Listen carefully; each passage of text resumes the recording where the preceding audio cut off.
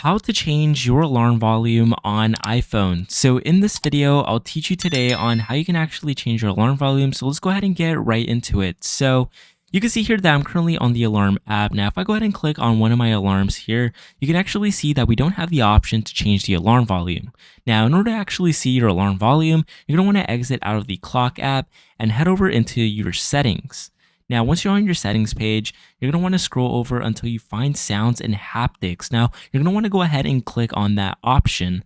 Once you've done that, you should be able to see that we actually have sounds here for our ringtones, text tones, and much more that are pretty much changeable. Now, if I want to go ahead and change the alarm volume, all I have to do is actually mess with this slider right here. Now, you could probably hear it, but this is essentially going to go ahead and actually, change your alarm volume. So just change it. Maybe you want to keep it on the middle, you just keep it on the middle, whatever it might be. Just change it to your liking, and that's essentially going to change your alarm volume on iPhone.